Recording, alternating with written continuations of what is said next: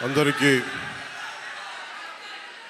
చాలా చారిత్రాత్మకమైన రోజు ఇది.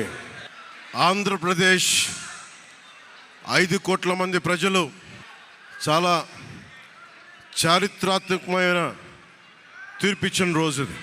ఏ మాటకైతే మనం కట్టుబడి ఉన్నామో ఆంధ్రప్రదేశ్ ప్రజలకి జవాబుదారీతనంతో ఉన్న ప్రభుత్వం స్థాపిస్తాం. ఏ మాట మీద అయితే మనం చెప్పామో కూటమి ప్రభుత్వం ఆ మాటను నిలబెట్టుకుంటుంది. ఈరోజు మీ అందరికీ జనసేన పార్టీ ఆఫీస్ కేంద్ర కార్యాలయం నుంచి ఈ వేదిక నుంచి ఒకటే చెప్తా ఉన్నాను మీ అందరికీ, వైసీపీ వైఎస్ జగన్ గారు కానీ వారు నాకు వ్యక్తిగతంగా నాకు శత్రువులు కాదు.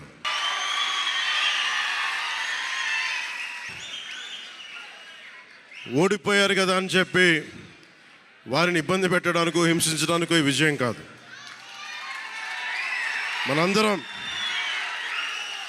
మనందరం గుర్తుపెట్టుకోవాల్సింది చాలా ముఖ్యమైనది. వైసీపీ పార్టీని భవిష్యత్తులో ఇబ్బంది పెట్టడానికి విజయం కాదు. 5 కోట్ల మంది ప్రజల పైన వారి భవిష్యత్తు కోసం పునాది వేయడానికి ఉన్న రోజులు ఇవి, అంతేగాని కక్ష సాధింపుల కోసం కాదు. మనందరం ముఖ్యంగా జనసేన పార్టీ నాయకులు కానీ, జనసేన మద్దతుదారులు కానీ, జనసేన వీర మహిళలు కానీ, జనసేన నాయకులు కానీ గుర్తుపెట్టుకోవాల్సింది, ఇది కక్ష సాధింపు సమయాలు కాదు. 5 కోట్ల మంది ప్రజల కోసం పనిచేసే సమయం ఇది. 5 కోట్ల మంది పైచులకు ఆంధ్రప్రదేశ్ విభజన జరిగినప్పటి నుంచి ఈ రోజు దాకా మనం నలుగుతూనే ఉన్నాం.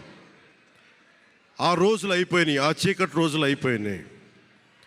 ప్రతి ఒక్కరం బాధ్యతతోటి భవిష్యత్తు తరాల కోసం బాధ్యతని భుజాల మీద వేసుకొని చాలా బాధ్యతాయుతంగా జవాబుదారీతనంతో కూడిన రాజకీయ ప్రభుత్వం, రాజకీయ మనకి ఆలోచన విధానం ఉంటుంది. నేను ఆలోచిస్తూ ఉన్నాను, ఏం మాట్లాడాలి ఈ రోజున అనుకుంటా ఉన్నాను. నా జీవితంలో ఎప్పటిదాకా విజయం తెలియదు నాకు.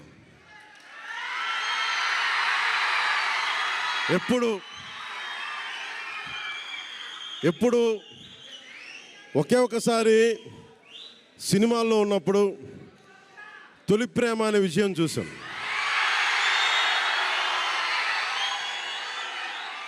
ఆ తర్వాత నాకెవ్వరు నేను విజయం సాధించానని కానీ, డబ్బులు వచ్చినాయని కానీ ఏ ఒక్క సినిమా విజయం చెప్పలే నాకు. నా జీవితం అంతా ఎప్పుడు కూడా దెబ్బలు తింటానో, మాటలు పడతానో, తిట్టించుకుంటానో, నేను ఎంత ఎదిగా నాకే తెలియదు. మీ గుండెల్లో ఈ రోజు నన్ను తీసుకొచ్చి 21కి 21 గెలిచే వరకు నాకే తెలియదు.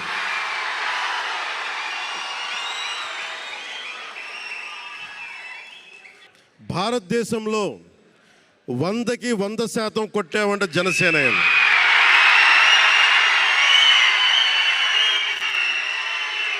100కి 100. ఇది అంటే నేను ఎందుకు ఈ విజయం జనసేన లేదంటే మన జన సైనికులు, వీర మహిళలో జనసేన నాయకులది కాదు, కేవలం వారిదే కాదు, 5 కోట్ల మంది ప్రజల ఆకాంక్షదే. మార్పు కావాలి, పాలన మారాలి. ఇవన్నీ చాలామంది కోట్లాది మంది ప్రజల ఆకాంక్ష. ఈరోజు ప్రజలు ఇచ్చిన తీర్పు ఇది. మనందరికీ చాలా జాగ్రత్తగా ఉండాల్సిన సమయం ఇది. కక్ష సాధింపుల సమయం కాదు ఇది. ఆంధ్రప్రదేశ్ భవిష్యత్తుకి పునాది, బలమైన పునాది వేసే సమయం ఇది. అన్నం పెట్టే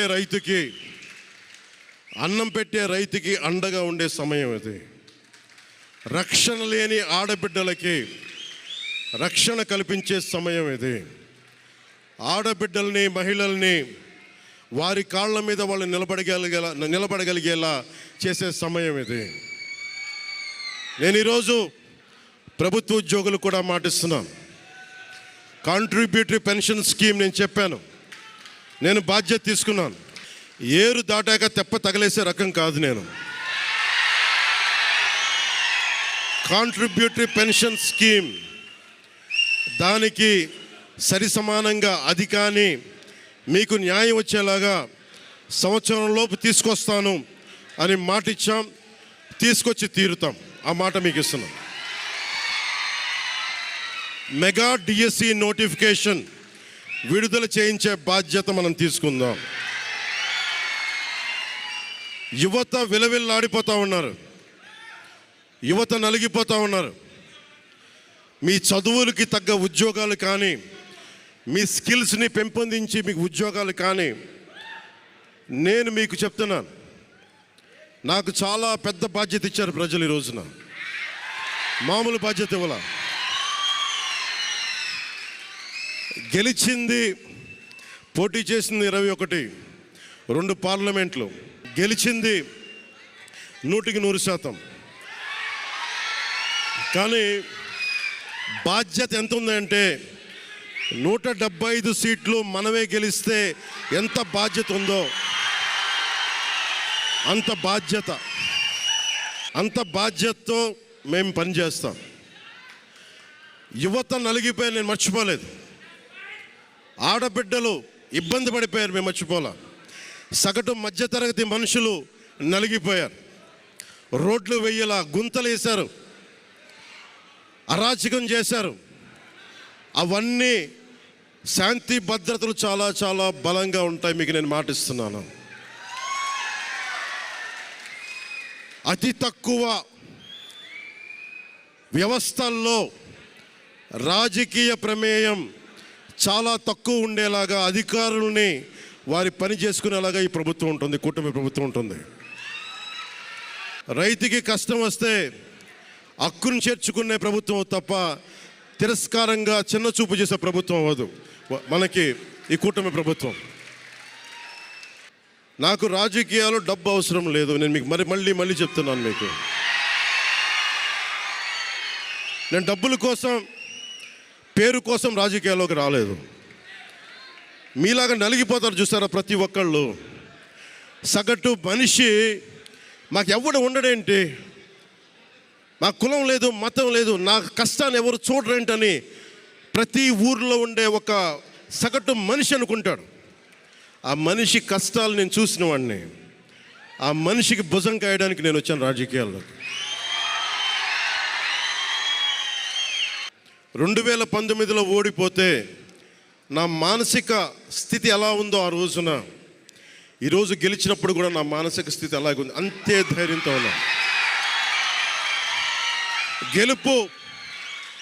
గెలుపు నాకు బాధ్యత ఇచ్చింది కానీ అహంకారం ఇవ్వలేదు, రాదు. ఇంకా భయం వేసింది. అందరూ నాకు శుభాకాంక్షలు తెలియజేస్తూ ఉంటే నాకు భయం వేసింది. ఎందుకంటే ఇల్లు అలకగానే పండగ కాదు ఇది. ఇల్లు అలకగానే పండగ కాదు, చాలా చాలా బాధ్యత కూడుకున్నది. భీమవరం, గాజువాక 2 చోట్ల ఓడిపోయినప్పుడు ఈ రోజున ఇంతమంది ఉన్నారు. ఆ రోజున నా పక్కన నన్ను నమ్ముకున్న కొద్దిమంది తప్ప. కానీ నాకు ఒకటే అనిపించింది, నేను పరాజయం చూసి భయపడను, ఓటమి చూసి భయపడను. ఓటమి నాకు బలం ఇస్తుంది, ఓటమి నాకు ఉత్సాహం ఇస్తుంది అనుకున్నాను. దేనికి అంటే నేను ఒకటే నమ్మాను. చిన్నప్పుడు తిరుపతిలో యోగా నేర్చుకుంటున్నప్పుడు ఒకటే నమ్మాను, ధర్మో రక్షితి రక్షిత అని. నువ్వు ధర్మాన్ని నమ్మితే ధర్మం రక్షిస్తుంది అని.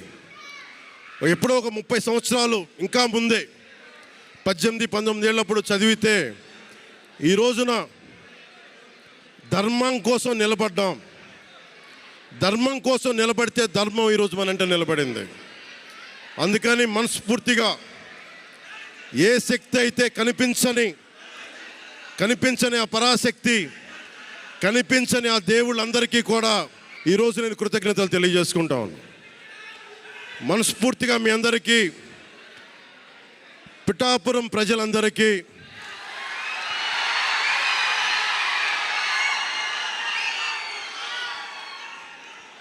మీరు పిఠాపురం పురజనులకి, పెద్దలకి, ఆడపడుచులకి, అక్క చెల్లెలకి, యువతులకి, కథం తొక్కిన యువతకి, కథం తొక్కిన జన సైనికులకి, జనసేన నాయకులకి, తెలుగుదేశం నాయకులకి, తెలుగుదేశం శ్రేణులకి, తెలుగుదేశం నాయకులు వర్మ గారికి, వారందరికీ కూడా నా ప్రత్యేక కృతజ్ఞతలు తెలియజేసుకుంటా ఉన్నాను. మీరు పిఠాపురంలో పవన్ కళ్యాణ్ గెలిపించలేదు. కేవలం పిఠాపురం ప్రజలు పవన్ కళ్యాణ్ ఒక్కడిని గెలిపించలేదు, 5 కోట్ల మంది ప్రజల్ని గెలిపించారు మీరు.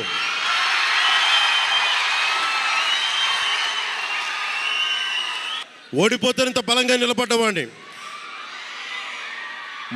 ఇంత గెలిపించి కాదు మీరు ఇచ్చింది, చిన్నపాటి జయం ఇవ్వాల, ఆకాశం అంత విజయం ఇచ్చారు మీరు నాకు, మాకు, మా కూటమి ప్రభుత్వానికి. ఇది గుండెల్లో పెట్టుకుంటాం, నిలబడతాం, నిర్మాణాత్మకంగా పనిచేస్తాం. మీ కష్టాలలో మీ ఇంట్లో ఒకటిలాగా నేను ఉంటాను, మీ అందరికీ మాటిస్తున్నాను.